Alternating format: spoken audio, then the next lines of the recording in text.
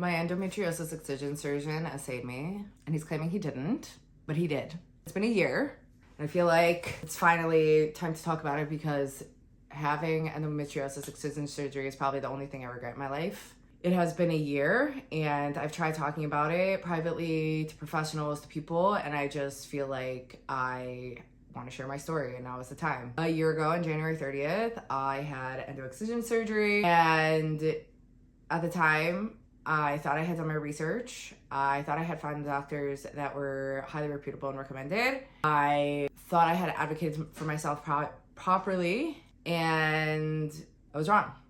I don't even know where to go with this. I found my journal from last year. On the day before my surgery, this is what I wrote. On Monday, January 29th, 2024, this is what I wrote. I wrote a poem. It says, "Why me?" It's the only thought permeating my brain.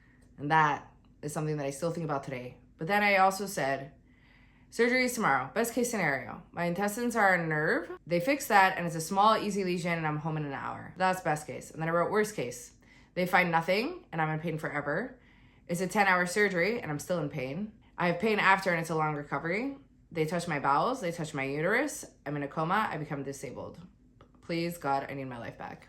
And what's ironic and scary is I tried writing down all these fears in a way to get them out of my system and on paper and away, and really went into the surgery meditating and praying for the best case scenario. But in a weird way, I feel like I kind of by accident manifested that outcome, because that's exactly what happened. It is a year since my surgery. I am still in pain.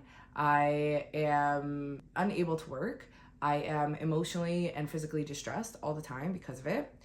And I am gonna read what I wrote on Tuesday, January 30th. I wrote a little bit about all the prep and what they did in order to get me before my surgery. And then on Wednesday, I wrote, I thought I had a good team, but this is what's bothering me. One, the female doctor, the gyno, that said that she was the one that recommended the surgeon. She said she was gonna come. I confirmed with her office. I confirmed with her. She had off that morning. She was supposed to come talk to me before the surgery, and she was supposed to monitor the surgery. She never showed up. I never heard from her office. I tried calling them after. There was no apology. There was no talking to me. There was no follow-up. There was nothing. And the surgeon that performed the surgery was a man, and I was super, super nervous, and she knew about this, and she promised that she was gonna be there, and she wasn't. That gave me a lot of anxiety. Oh my God, I'm gonna cry. So that was number one. The second thing is no consent. Before surgery, I had sat with the surgeon multiple times. I was shocked by his pre-op behavior. He was actually super attentive, super duper attentive. I had multiple consultations. He spoke to me for hours at a time. Every single question that I had, every time I came in with a concern, every time I read something online and I asked him about it, he had a conversation with me. My checkups and consultations, he would pull out diagrams, he would pull out pictures, he would talk to me, he would really calm me down. Also, when it came to surgery, they don't really know what they're gonna find once they go into your body. And so I had signed release forms on what I was allowing him to touch, what I wasn't allowing him to touch. For example, they thought I might have adenomyosis, which I do, but I told him that I don't want him to touch my uterus because they thought I would need to get a myectomy where they would have to cut off part of my uterus. And I told him I didn't want that, and he agreed to it, and a bunch of other things. Yet when it came to actual surgery, there was no explaining. I told them my anxiety comes from not knowing. I would rather you explain to me in detail every single thing you're doing and get my explicit consent instead of not doing things. They didn't tell me I was going, they're like, oh, we're just taking you into the OR for pre-op. They didn't tell me I was going down for surgery. I was there with someone. They didn't tell them what was going on. Nobody had any idea what was going on. I got into the OR. They put in the IV drip. They didn't count down. They didn't tell me I was going under. They told me I would have time for questions. They told me I'd be able to talk to the doctor. I got none of that.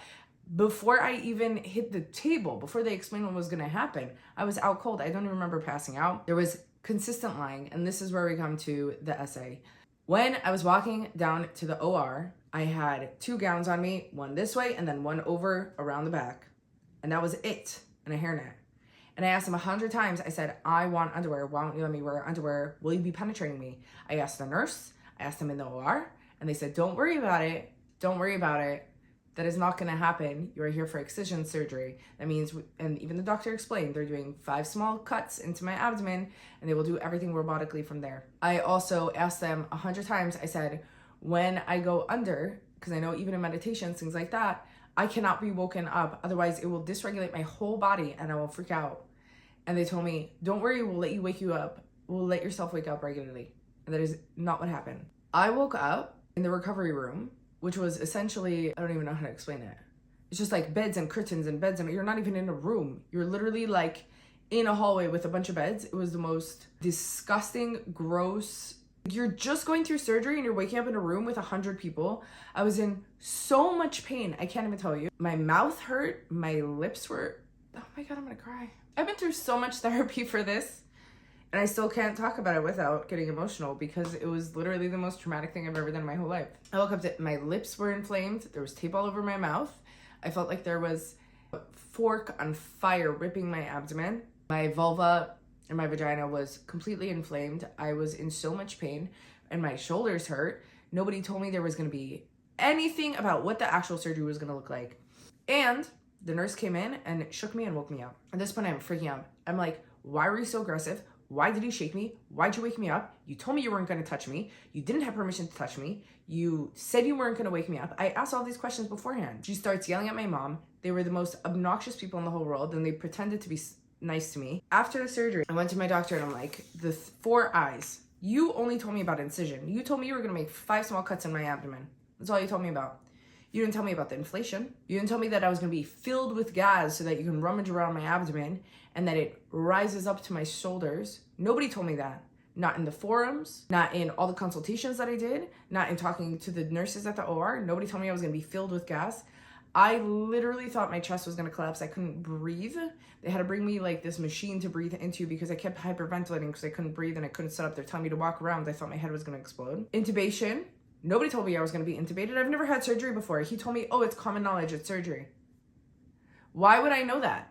I've never been intubated in my life. Also, whoever did it did an awful fucking job. My throat was sore. My lips were all puffy. My mouth was cut up. I had tape all over my mouth. Like, what? Why? Of course that's going to be traumatizing, having something stuck down your throat and taped there without any warning. And of course, insertion. An insertion, basically what he told me after the fact is they did in fact penetrate me. They penetrated me with a metal rod so that they manually dilated my cervix, and I was asleep so it didn't hurt, okay, my ass. Put a metal rod up me so they could manually maneuver my uterus so they can check if there's any endo behind the uterus. And they put a catheter in me. In what world is saying no to that after explicitly being asked, okay, in what world is that not fucking traumatic? And then they're gonna come to me and they're gonna tell me, I went to report them to the hospital. I went to talk to lawyers and everyone told me I have no case because this is common in surgery.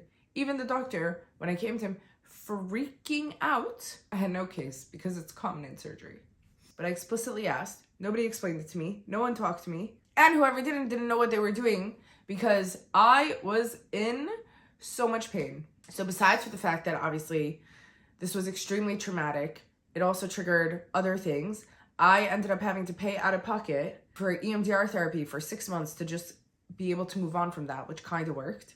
I then had to see a psychiatrist. I had to see another psychologist. Surgery basically spiraled me into a year of psychological, mental, and physical problems. I don't even know where to go. I don't know how much detail I'm supposed to go into this. After the surgery, things were so bad I couldn't walk for 3 months, which still continues to this day.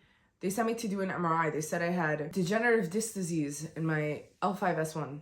Basically that my lower back had collapsed. And they told me it couldn't have been from the surgery. It must have been before. So I was walking around hiking a CrossFitter. Okay, maybe my back wasn't the best. I CrossFit, I lifted a lot of weight, blah, blah, blah. But I was fine. Why can't I walk? I was in bed for 3 months and then I had to get a cane. It's been a year and I went to see doctors in another country where I could actually afford care. And they told me that I have permanent nerve damage from the surgery. And whatever the doctor did, he messed up and he's not willing to take accountability. I asked multiple times for photos from the surgery, which somehow between all the people, they can't figure out where they are or why they're not in the system. Asked multiple times for the video to get a second opinion and to also actually see what they did during surgery. The video has disappeared. The doctor claimed it was only for himself and wouldn't agree to give it to me. So now I'm stuck in more pain than before I got the surgery. Nobody can tell me what's wrong with me. Not only am I having residual pain, nerve pain, back pain, I'm having multiple pain attacks throughout the month. In addition to all that, the surgery didn't help. I'm in more pain than before. I haven't been able to work for a year. I now have all these other health issues because of the surgery, and I don't know how to move forward.